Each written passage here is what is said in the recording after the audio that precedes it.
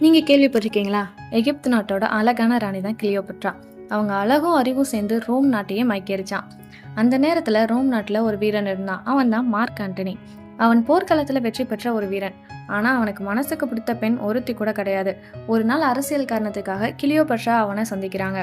ஆனால் அந்த சந்திப்பு தான் வாழ்க்கையே மாற்றிச்சுன்னு சொல்லணும். அந்த நேரத்துல அவனுக்கு அவள் மீது இருந்த ஈர்ப்பு ஒரு வித்தியாசமான ஈர்ப்புனே சொல்லலாம். ஏன்னா அழகுல மட்டும் கிடையாது, அவங்களோட அறிவு, தைரியம், பேசும் முறை எல்லாமே அவனுக்கு பிடிச்சிருந்துச்சு. 2 பேரும் சேர்ந்து எகிப்து நாட்டையே ஆட்சி செய்கிறாங்க. அவங்களோட உறவு காதலாக வளர்ந்துட்டே இருந்துச்சு.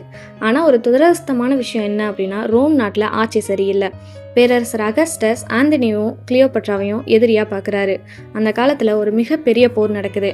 அந்த போரில் ஆண்டனி தோத்தும் போகிறாரு. அந்த போரில் கிளியோபட்ரா இறந்து விட்டதா ஆண்டனிக்கு சொல்லப்படுது.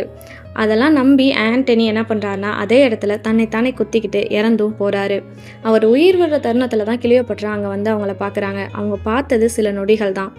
அந்த சில நொடிகள்லையே அவங்க முடிவு பண்ணுறாங்க, இதுக்கப்புறம் நமக்கு வாழ்வு கிடையாது, ஆண்டனியும் இறந்துட்டாரு, இதுக்கப்புறமும் நம்ம இறந்து தான் போகணும்னு சொல்லி ஒரு நஞ்சு பாம்பால் அவங்க உடம்புல அவங்களே நஞ்சை செலுத்திக்கிட்டு உயிரிழந்து போகிறாங்க. இருவரும் உயிரிழந்தாங்க. ஆனால் அவங்களோட காதல் இழக்கலை. அந்த அளவுக்கு தியாகம், அந்த அளவுக்கு உண்மை. அதனால தான் இன்னைக்கு வரைக்கும் மக்கள் சொல்கிறாங்க, கிளியோபட்ரா மார்க் ஆண்டனி காதல் மரணத்தையும் வென்றது அப்படின்னு.